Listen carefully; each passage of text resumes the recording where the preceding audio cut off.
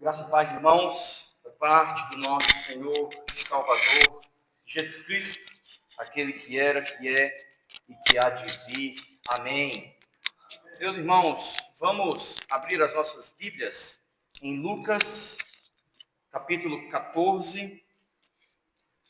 Nós vamos ler Lucas 14, do versículo 15 ao versículo 24.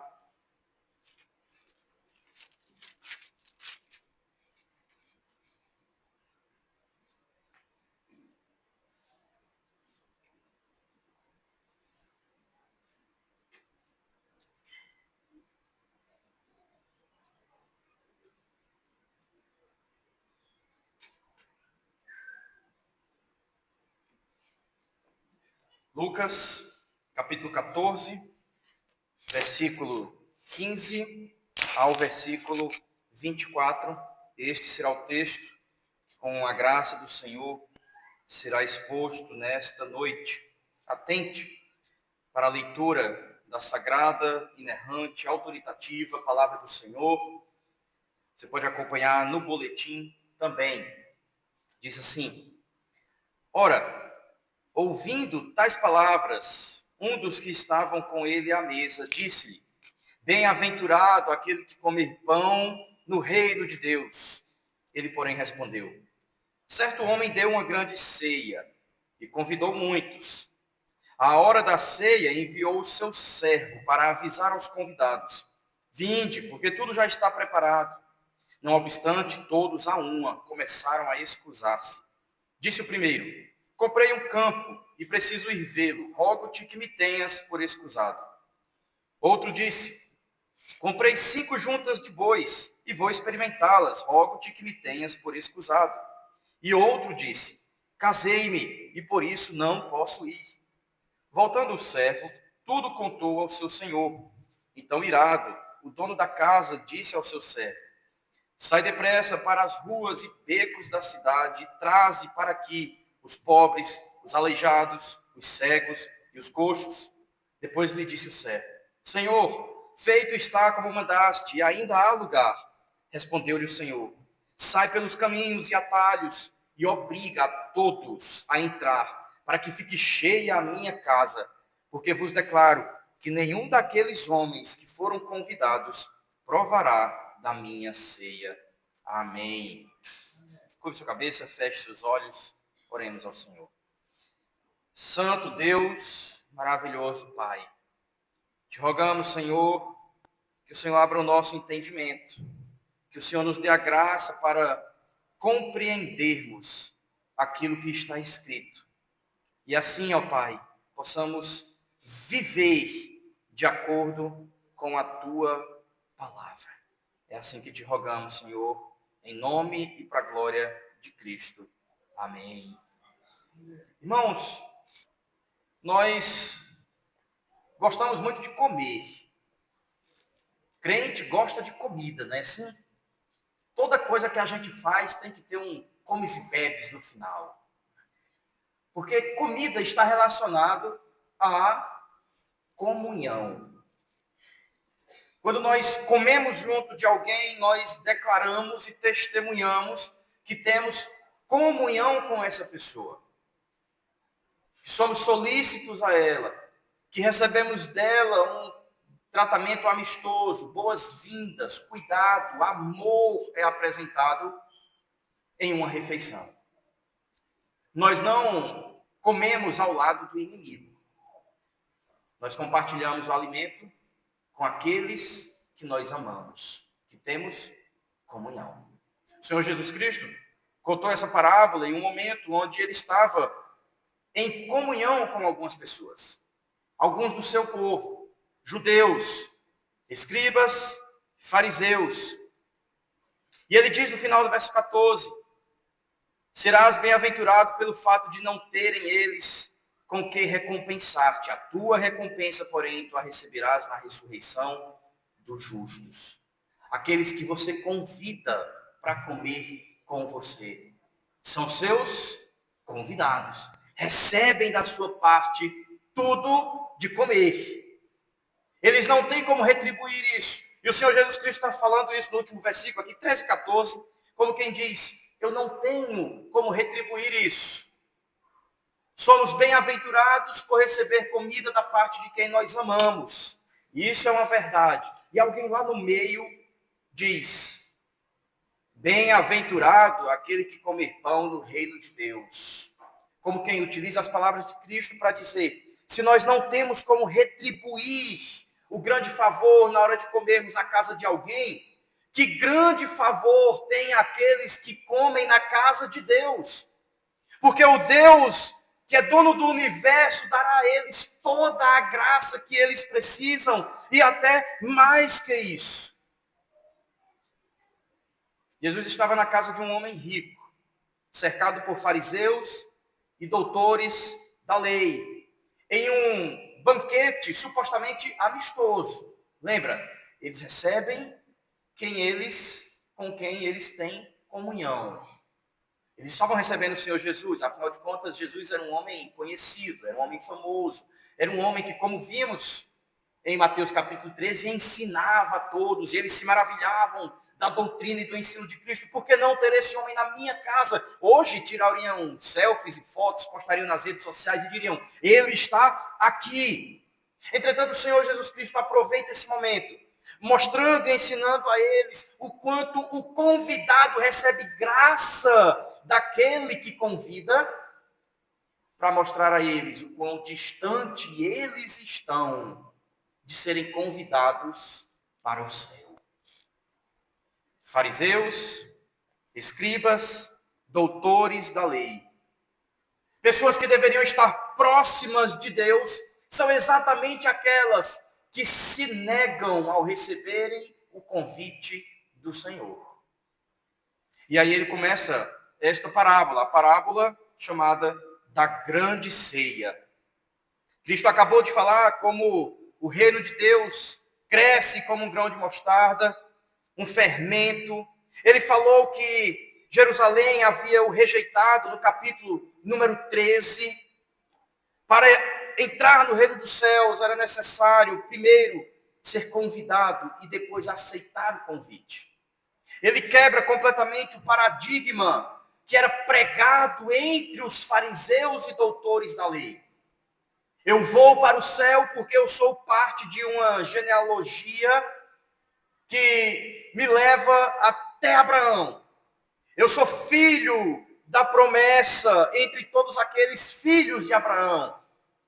Sou da linhagem do povo de Deus e isso já me coloca no céu. O que Cristo diz é não, não é assim.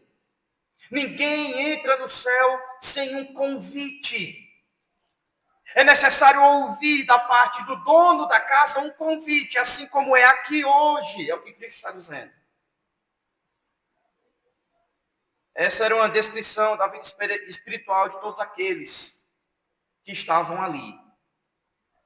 Muito provavelmente nenhum deles havia ainda entrado no reino dos céus. Um deles, percebendo quão distante ainda estavam do reino, solta a frase que enseja toda a parábola. Bem-aventurado aquele que comer pão no reino de Deus. Feliz é aquele que se assenta na mesa do Senhor. E de fato, ele não está mentindo. A questão é que ele não entende o que ele mesmo está dizendo. Assim como muitos de nós falamos da igreja, da comunhão dos santos, da boa teologia, do culto, da ceia, do batismo, conversamos sobre coisas legítimas e bíblicas, espirituais, mas não entendemos o que falamos. O que Jesus está fazendo é, como quem diz, você acha que é bem-aventurado, que é feliz, que é agraciado, aquele que é chamado para comer pão no reino de Deus, se assentar na mesa do Senhor? Pois eu digo a vocês, são vocês que não aceitam esse convite.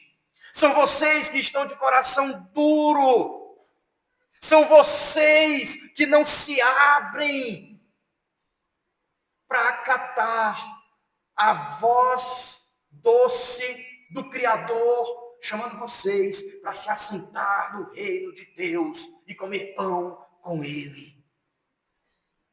Esse é o teor da parábola. Certo homem deu uma grande ceia, versículo 16, e convidou a muitos. À hora da ceia enviou o seu servo para avisar aos convidados: vinde, porque tudo já está preparado. Não obstante, todos a uma começaram a excusar-se. É um homem rico que deu uma grande ceia e convidou outras pessoas importantes e ricas para aquele momento. Todos os convidados, obviamente, já estavam sabendo daquele banquete. Por volta das 18 horas. Era uma ceia. A gente tem o café da manhã, o almoço, o jantar, a ceia no final do dia, talvez a última refeição. Eles já sabiam do horário, já tinham sido convidados antes, era assim que acontecia naquela cultura. Havia um primeiro convite e no dia da celebração, poucas horas antes, alguém ia lá novamente para relembrá-los. Mais ou menos como a gente faz com o alarme do celular, né? Coloca lá para lembrar 1 hora antes, que é para a gente ter tempo de tomar um banho, se ajeitar e não faltar ao compromisso. O dono da festa, então, se preparou para a festa.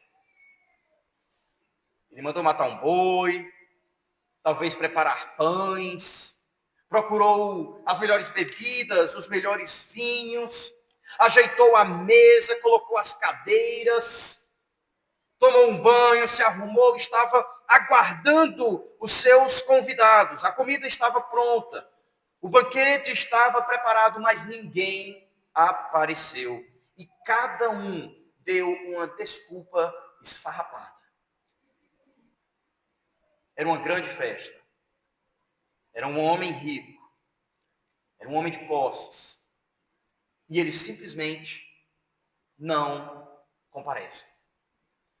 O texto fala, a parábola, de cada uma das desculpas deles. Veja o versículo número 18. Não obstante, todos a uma começaram a excusar-se. Disse o primeiro: comprei um campo e preciso ir vê-lo. Rogo-te que me tenhas por excusado. Ele comprou um terreno. E ele precisava ver o terreno. Aqui há uma falta de sabedoria dele. Ninguém compra nada sem ver. Não é assim? Por que ele iria ver o terreno? E outra, era o momento da ceia. O sol já estava se pondo, se é que não já tinha se posto. Ele ia ver um terreno à noite. Não tinha iluminação pública, não tinha lanternas fortes e potentes. Ele não tinha como examinar esse terreno, ver sua metragem, ver se tinha pedras grandes, buracos. Está ficando de noite. A hora de trabalho está se encerrando. É loucura, é uma desculpa que não cola, é uma justificativa sem sentido. Você entende isso? Ele comprou um terreno sem olhar o terreno. Isso é loucura. O segundo diz, verso 19, o outro disse: comprei 5 juntas de bois e vou experimentá-las. Rogo-te que me tenhas por escusado. A mesma coisa, são 10 cabeças de gado. Muito provavelmente um homem com boas posses. Comprou 10 cabeças de gado. De uma lapada só. Um homem de dinheiro. Mas ele não viu o gado. Alguém comprou para ele. Ele comprou no final da tarde e vai examinar o gado. Ele vai testar o gado.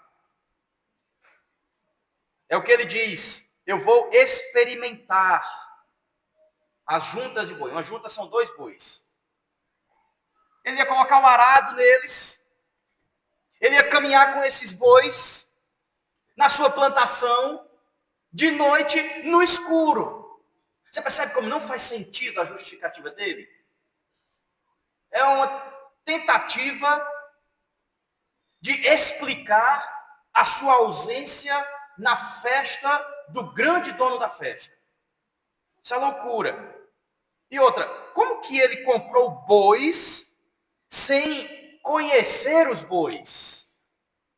Cavalo dado é que a gente diz, não se olha os dentes, mas ele comprou.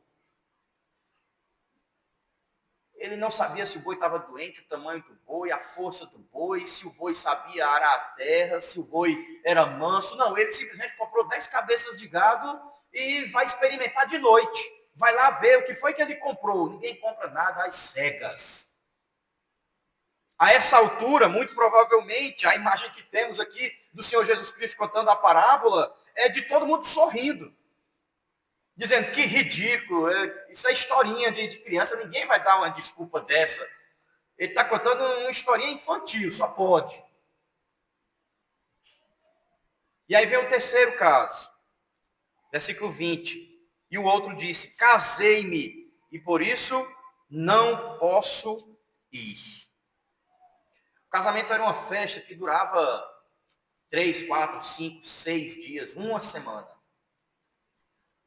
Uma aldeia, um vilarejo, não ia aguentar 2 festas. Normalmente, nunca se marcavam festas enquanto havia um casamento na aldeia. Porque todo mundo ia para o casamento. A outra festa teria que ser na outra semana.